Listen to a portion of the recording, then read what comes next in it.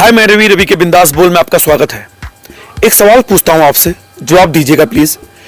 एक व्यक्ति जो 2 महीने की बच्ची के साथ रेप करता है, उसके बाद उसकी हत्या कर देता है, और ऐसे व्यक्ति को जब पुलिस हिरासत में लेके जा रही होती है और वो भीड़ जिसे पता है कि इसने हत्या की है 2 महीने की बच्ची उसका रेप करके, तो उसे पीटने जा रही है, और ऐसी स्थिति में वो पुलिस वाले जिनकी हिरासत में ये आरोपी है, बलात्कारी हत्यारा है, वो उसको बचाएंगे या इस भीड़ से पिटने देंगे?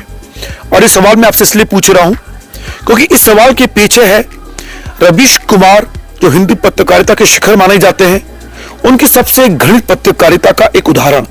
और इस वीडियो के माध्यम से मैं आपको रवीश कुमार के उस घृणित पत्रकारिता के पहलू के दर्शन कराऊंगा सबूत के साथ, और बताऊंगा कि रवीश कुमार ने आम मुसलमानों को कट्टरपंथी बनाने में कोई कसर नहीं छोड़ी है, हिंदू संगठनों के प्रति नफरत फैलाने में कोई कसर नहीं छोड़ी है। एक ऐसा व्यक्ति जिसने इस समाज में हिंदू मुसलमान के बीच जो खाई है, उसे नफरती खाई में बदलने में कोई कसर नहीं छोड़ी है। हिंदी पत्रकारिता के सबसे घृणित पत्रकारों में से अगर कोई एक नाम होगा तो रवीश कुमार का नाम सबसे पहले आएगा। अब इतनी घृणित शब्दों का प्रयोग मैं क्यों कर रहा हूं, उसके लिए आपको रिपोर्ट देखनी पड़ेगी। दरअसल अभी जो मैंने आपको उदाहरण दिया है एक रेपिस्ट, एक हत्यारा जो 2 महीने की बच्ची को हिरासत में लेके जा रही है पुलिस, उस पर अगर भीड़ हमला करती है तो उसे क्या होगा, तो मैं बता दूं, संविधान के अनुसार पुलिस वालों को उन आरोपियों को, बलात्कारियों को अपनी जो हिरासत में कस्टडी में है, उन्हें उनकी रक्षा करना होता है, उन्हें बचाना होता है। आपको मैं याद दिलाऊं कि 16 दिसंबर 2012 में जब दामिनी बलात्कार कांड हुआ था, तो उस बलात्कार कांड में जितने भी आरोपी थे, तो उनको लेके वैन जब साकेत कोर्ट आ रही थी, तो सैकड़ों की भीड़ में लोग उन्हें वहां पीटने मारने पहुंच गए। तो पुलिस वालों ने चारों तरफ से उस वैन को घेर लिया और यह कहा कि अगर किसी ने भी इस वैन में हमला करने की कोशिश करी तो हमें गोली चलाने के लिए मजबूर होना पड़ेगा। पुलिस वाले एक ब्रूटल रेप करने वालों को क्यों बचा रहे थे? क्या उनसे उनकी पर्सनल संबंध है? नहीं, वो कानून का पालन कर रहे थे, संविधान का पालन कर रहे थे। लेकिन इस कानून की जानकारी शायद ना रवीश कुमार को थी और ना ही तत्कालीन एसएसपी नैनीताल उत्तराखंड जन्मेजय खंडूरी को थी। इतना बड़ा आरोप मैं जन्मेजय खंडूरी पे क्यों लगा रहा हूं, सुनिए। कुछ साल पहले उत्तराखंड के नैनीताल जिले के रामनगर इलाके में एक गिरजा मंदिर है। उस गिरजा मंदिर में 2 मुसलमान युवक एक हिंदू लड़की को गिरजा मंदिर के प्रांगण में लेके आते हैं और कथित आरोपों के अनुसार उसके साथ अश्लील बातें, अश्लील हरकतें कर रहे होते हैं। तो वहां जो कुछ हिंदू संगठन आते हैं, उनको पहली नजर में शक होता है कि जो लड़के हैं ये हिंदू नहीं है, ये शायद मुसलमान है। तो वो आते हैं, लड़के से उसका परिचय पूछते हैं, तो लड़के सख्ती करते हैं, नहीं बताते। तो उसके बाद हिंदू संगठन थोड़ा सख्ती दिखाते हैं, तो उन लड़कों को मजबूरी में अपना आई कार्ड दिखाना पड़ जाता है। अब पता चलता है कि लड़के तो मुसलमान है, तो वो चिल्लाते हैं कि तुम हिंदू मंदिर के प्रांगण में क्या कर रहे हो, ये बेहुदा हरकत यहां क्यों कर रहे हो। और जब लड़की से परिचय पूछा जाता है तो पता लगता है कि वो 12th क्लास में पढ़ने वाली हिंदू छात्रा है जो काशीपुर में पढ़ती है। काशीपुर रामनगर से लगभग 27 किलोमीटर की दूरी में है और गिरजा मंदिर रामनगर से 11 किलोमीटर की दूरी में। यानी कि लड़की इन मुस्लिम युवकों के साथ काशीपुर से गिरजा मंदिर लगभग 38-40 किलोमीटर की दूरी तय करके आई होती है। तो हिंदू संगठन उस लड़के को घसीटते हुए लेके आते हैं गिरजा पुलिस चौकी में, जिसके इंचार्ज थे एसआई गगनदीप सिंह जी। तो गगनदीप सिंह जी उस लड़के को अपनी कस्टडी में लेते हैं और उस दौरान उस मंदिर प्रांगण में जो अन्य हिंदू संगठन होते हैं, हिंदू लोग होते हैं, जब उन्हें पता चलता है कि एक मुसलमान लड़का एक स्कूली लड़की को यहां लेके आया बेला फुसलाकर, तो उन्हें गुस्सा होना लाजमी है और वो उसको पुलिस कस्टडी में ही उस लड़के को पीटने की कोशिश करते हैं। मैंने फिर कहा कि ऐसी स्थिति में जब गगनदीप के पास वो आरोपी, वो व्यक्ति मौजूद है, तो कानून के अनुसार उस व्यक्ति को बचाने का कर्तव्य था किसका? एसआई गगनदीप सिंह जी का। यानी कि कोई वो स्पेशल काम नहीं कर रहे थे। अब सुनिए रवीश कुमार ने क्या कहा। हिंदू मुस्लिम विवाद हो जिसके लिए जिन्ना पर बात हो जाती है, मगर गन्ना पर कोई बात नहीं करता कि गन्ना का भुगतान ना होने से हमारे आम किसान मर रहे हैं, कितने परेशान। किसानों को भी हिंदू मुस्लिम की अफीम पिला दी गई है, बहुत से वो भी उसमें चक्कर में पड़े हुए हैं। उत्तर प्रदेश में हजारों करोड़ रुपया किसानों का बकाया है। आपने किसी राजनीतिक दल को आंदोलन करते देखा इनके लिए? लेकिन अब इस तस्वीर को देखिए और याद रखिए, इसे आप अपने मोबाइल में सेव कर लीजिए। और रोज देखिए हिंदुस्तान को बने रहने का सपना कहीं जिंदा है तो इस जाबाज अफसर के चौड़े कंधे और ताकतवर बाजुओं के भरोसे जिंदा है।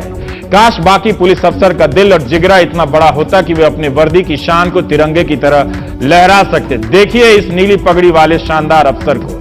इस अफसर ने जो किया है वो लाजवाब है। भीड़ से बचाकर नौजवान को ले जाता हुआ यह शानदार अफसर गगनदीप सिंह है, आसमान में जलता हुआ दिया जिसने जमीन पर नफरत के अंधेरे को दूर कर दिया। दिनेश मानसेरा ने बताया कि एक लड़का जब एक लड़की के साथ मंदिर गया तो अचानक आई भीड़ उस लड़के को घेर कर पहचान पत्र मांगने लगी, उसके साथ धक्का मुक्की करने लगी। तभी एसआई गगनदीप सिंह आए जो उस मंदिर के पास तैनात थे। आए और भीड़ को चीरते हुए अपनी जान जोखिम में डालकर सीने से चिपका लिया नौजवान को, पीठ भीड़ की तरफ कर दी। एक पुलिस वाला ट्रेनिंग से जानता है कि पीठ भीड़ की तरफ होगी तो वो उसके साथ क्या कर सकती है, मगर फर्ज की अदायगी देखिए कि गगनदीप पूरी भीड़ से अकेला भिड़ते रहे, समझाते रहे, लोग नहीं मान रहे थे, मगर वाहेगुरु का यह बंदा उस नौजवान को बचा ले गया जिसके पीछे हिंदूवादी संगठन फौज लेकर आए थे। हिंदूवादी भीड़ का आरोप था कि दो नौजवान एक हिंदू लड़की के साथ नदी के किनारे बैठे हैं, इनमें से कोई मुसलमान था। ऐसे जाबाज अफसर को आपने सलामी नहीं दी तो मुल्क के लिए अपना फर्ज अदा नहीं किया। नैनीताल के एसएसपी श्री जनजय खंडोरी ने अपने अफसर का बचाव किया और उन्होंने एसआई गगनदीप सिंह को 2500 का इनाम दिया। उन्हें भी बधाई।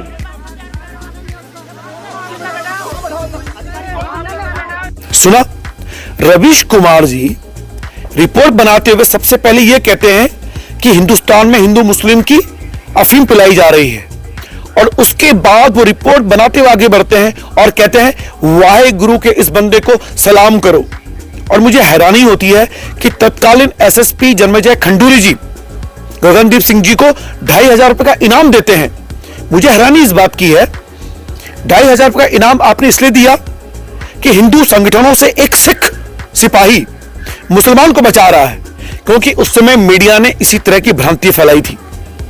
अब मेरा एक साधारण सा सवाल रवीश कुमार जी से है, अगर इस वीडियो को देख पाए तो क्या इस लड़के को जो पीटा जा रहा है, अगर वो अधिकारी सिख नहीं होता तो क्या वो इस मुस्लिम लड़के को नहीं बचाता?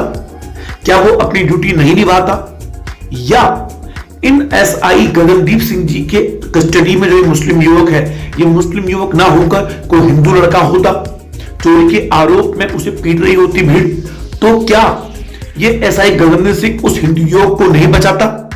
क्या इस सिख अधिकारी ने सिर्फ इसलिए बचाया क्योंकि ये मुस्लिम है? क्योंकि आपकी रिपोर्टिंग से यही एहसास हो रहा है, क्योंकि ये सिख अधिकारी है, क्योंकि पिटने वाला बंदा मुसलमान है और पिटने वाले हिंदूवादी हैं, इसीलिए इस सिख सिपाही की महानता बहुत अधिक हो जाती है, इसकी ड्यूटी बहुत अधिक महान हो जाती है। इसलिए मेरा सवाल है कि आपने ऐसी घृणात्मक रिपोर्टिंग करी कि आपने पुलिस को भी धर्म के सांचे में ढालने की एक ऐसी कोशिश की जिससे संविधान भी शर्मा गया था। वास्तव में एक शर्मसार रिपोर्टिंग थी जिसके जाल में जन्मेजय खंडूरी भी फंस गए और उनको इनकी तारीफ करनी पड़ी, जबकि ये एक साधारण सी प्रक्रिया थी कि हर अधिकारी को, हर पुलिस के सिपाही को बचाना होता है अपनी कस्टडी में आए व्यक्ति को, चाहे वो कितनी भी गंभीर आरोप से लिप्त ही क्यों ना हो। मैंने इस वीडियो में सिपाही कहा है, तो चाहे वो कोई भी अधिकारी हो, है तो वो भारत का सिपाही, इसलिए मैंने सिपाही का जिक्र किया है। तो अगर सिपाही से कोई आपत्ति हो तो माफी चाहता हूं। तो क्या उस समय गगनदीप सिंह जी एक सरदार थे, सिख थे, वो भारतीय पुलिस के सिपाही नहीं थे? क्या उस समय गगनदीप सिंह जी सिर्फ सिख थे, वो उत्तराखंड पुलिस के सिपाही नहीं थे? ये मेरा सवाल तत्कालीन एसएसपी जन्मेजय खंडूरी से है, उन लोगों से है जो रवीश कुमार की पत्रकारिता को सपोर्ट करते हैं, उन लोगों से है जो रवीश कुमार के अंध गुलाम बने हुए हैं, क्योंकि रवीश कुमार एक एजेंडे के तहत पत्रकारिता करते आए हैं और मैं उन्हें व्यक्तिगत रूप से नफरती पत्रकारिता का शिखर मानता हूं, घृणित पत्रकारिता करने वाला पत्रकार मानता हूं। और जो मैंने आपको रिपोर्ट बताई है भी, आप बताइए, एक पुलिस वाला एक व्यक्ति को जो एक स्कूली छात्रा को घुमाने का आरोपी है, उसे अगर वो बचा रहा है तो वो अपने संविधान कानून का पालन कर रहा है जो पुलिस को बचाना होता है। अब मैंने आपको शुरुआत में एक सवाल किया था कि अगर एक 2 महीने की बच्ची के साथ कोई व्यक्ति रेप कर रहा है, उसकी हत्या कर देता है, तो पुलिस की कस्टडी में अगर उस पर हमला होता है तो पुलिस क्या करेगी? पुलिस उसे बचाएगी। फिर मैंने आपको दामिनी हत्याकांड का पूरा परिचय बताया। तो क्या दामिनी हत्याकांड के दौरान आरोपियों को जब पुलिस ने चारों तरफ से घेर लिया था, तो क्या तत्कालीन एसएसपी जन्मेजय खंडूरी जी की तरह इन बाकी पुलिस वालों को जो बचा रहे थे उन आरोपियों को, उनको भी 2,500 रुपए का इनाम दिया जाना चाहिए था? लेकिन वहां पे चूंकि आरोपी भी हिंदू, बचाने वाले भी हिंदू थे, तो ये जो हिंदू मुसलमान की पत्रकारिता कौन कर रहा है? रविश कुमार कर रहे थे। यहां पे एसएसपी जन्मेजय खंडूरी जी ने 2,500 रुपए का इनाम क्यों दिया? क्योंकि वो इस हिंदू मुस्लिम पत्रकारिता से बड़े प्रभावित हो गए थे। इसलिए उन्हें लगा कि एक सरदार सिपाही ने एक मुसलमान को बचाने के लिए हिंदू संगठनों से एक सांप्रदायिक सौहार्द की मिसाल तय की है, कानून का पालन नहीं किया है, ऐसा उन्हें लगा है। और इसलिए मैं एसएसपी जन्मेजय खंडूरी जी तत्कालीन एसएसपी, अब तो खैर बड़े अधिकारी बन गए, अगर वो वीडियो देख पाए तो जन्मेजय खंडूरी जी से मैं सवाल करना चाहता हूं, अगर मैं उससे पत्रकार होता तो मेरा पहला सवाल आप पे ये होता कि सर आप 2,500 रुपए के नाम दे क्यों रहे? क्या आपने उत्तराखंड के बाकी अधिकारियों को निकम्मा नकारा समझा हुआ है कि अगर वो वहां मौजूद होते तो उस तरह की हरकत नहीं करते, वो बचाते नहीं उस आरोपी को? क्योंकि ये तो एक बहुत सामान्य सी घटना है, एक आरोपी को बचाना एक सामान्य सी घटना थी। लेकिन देखिए रविश कुमार ने क्या बोला। रविश कुमार ने यह बोला कि पीठ दिखाने का मतलब क्या होता है वो पुलिस ट्रेनिंग लेते हुए समझ रहे होंगे। तो क्या गगनदीप जी ने पुलिस ट्रेनिंग लेते समय यह शिक्षा नहीं ली होगी रविश कुमार जी, कि जब कोई आरोपी आपके कस्टडी में होता है तो उसे बचाना आपका प्राथमिक अधिकार होता है, खुद की जान की बाजी लगाकर? यह एक स्वाभाविक प्रक्रिया है जो हर एक पुलिस अधिकारी करता है। और पूरे हिंदुस्तान में जहां पर भी घृणित अपराधियों को बचाने की मारने की कोशिश होती है भीड़ द्वारा, तो पुलिस को बचाना होता है अपनी जान की बाजी लगाकर। यह संविधान में उनको कहा गया है कि अपराधी को बचाना आपका पहला कर्तव्य है। तो गगनदीप सिंह जी ने कौन सा नया काम किया था? इस सामान्य सी घटना को रविश कुमार ने अपनी पत्रकारिता से जो घृणित मोड़ दिया, वो अपने आप में हिंदुस्तानी पत्रकारिता का एक ऐसा शर्मनाक मोड़ है जिससे हर व्यक्ति शर्मिंदा था, गुस्सा था, जिन्होंने हिंदू संगठनों को एक विलेन रूप में बनाने की कोशिशें की गई है। और इसीलिए क्योंकि रविश कुमार अपनी रिपोर्ट में पहले ही कह रहे हैं कि हिंदू मुस्लिम की अफीम पिलाई जा रही है, और उसके बाद वो कहते हैं कि कोई मुस्लिम, कथित मुस्लिम, आप स्पष्ट कहिए ना कि 2 मुस्लिम लड़के एक स्कूली छात्रों को लेके आए, तो क्या एक जो बिल्कुल स्कूली छात्रा को लाने का कोई औचित्य था स्कूल टाइम पर? क्या वो नैतिक रूप से गलत नहीं कर रहे थे लड़के? ये आरोप अलग है कि हिंदू संगठनों को नहीं पीटना चाहिए था, बिल्कुल नहीं पीटना चाहिए था, कानून को अपने हाथ में लेना गुनाह होता है। लेकिन यहां तो कानून का पालन करने वाले को आपने इस तरह से पेश किया कि वो उसको बचा इसलिए रहा है क्योंकि वो सरदार है, और वो बचा इसलिए रहा है क्योंकि हिंदू संगठन के लोग मार रहे हैं, और बचा इसलिए रहा है क्योंकि वो पिटने वाला मुसलमान है। तो ऐसी घृणित पत्रकारिता करते समय रविश कुमार जी आपको शर्म नहीं आई? तो उम्मीद करता हूं जो इस रिपोर्ट को सुन रहे होंगे, देख रहे होंगे, वो रविश कुमार की घृणित पत्रकारिता के इस उदाहरण को देख और समझ रहे होंगे।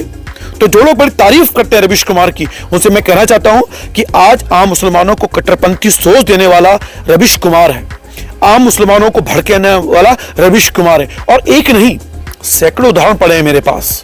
आज तो सिर्फ एक उदाहरण से लाया क्योंकि मैं रामनगर की भूमि में हूं, उत्तराखंड की भूमि में हूं, और मेरे इस उत्तराखंड की भूमि में जब घृणित पत्रकारिता की जा रही थी, मैं उस समय टीचिंग कर रहा था, मैं मजबूर नहीं था कि मैं इस तरह की पत्रकारिता कर पाऊं, उस पत्रकारिता की पोल खोल सकूं। वीडियो को शेयर लाइक जरूर करें, और रविश कुमार की घृणित पत्रकारिता को नमन करने वालों को मैं 100 लानतें भेजता हूं, सिर्फ इसलिए कि वो मोदी अंधे विरोधी पत्रकारिता करता है, वो सिर्फ इसलिए कि वो हिंदू विरोधी पत्रकारिता करता है, सिर्फ इसलिए कि हिंदू संगठनों को शर्मनाक ढंग से बेइज्जत कराने की कोशिश करता है। इसलिए आप रविश कुमार के फैन बने हुए। शर्म कीजिए भाई साहब, शर्म कीजिए। आपको ऊपर भी मुंह दिखाना है, भारतीय लोकतंत्र में मुंह दिखाना है, और आप लोगों के कारण ही भारतीय जनता पार्टी को एक्स्ट्रा बेनिफिट मिलता है, बेमतलब का फायदा मिलता है, आप लोगों के कारण, आप जैसे लोगों के कारण जो इस तरह के पत्रकारों को समर्थन करते हैं, उनका बचाव करते हैं। इसलिए बीजेपी आज हिंदू मुस्लिम राजनीति में सबसे अग्रणी भूमिका में रहती है और उसका फायदा ली जाती है। हालांकि मुस्लिम बाकी लोग करते हैं, बीजेपी तो सिर्फ हिंदू करती है, और प्रतिक्रिया में उसे सपोर्ट मिलता है अरबों हिंदुओं का, और वो चुनाव जीतते चली जा रही है आपके कहने अनुसार। फिलहाल रवि के अंदाज को देखने के लिए शुक्रिया। यहां तक आए तो चैनल को सब्सक्राइब करना ना भूलें। धन्यवाद।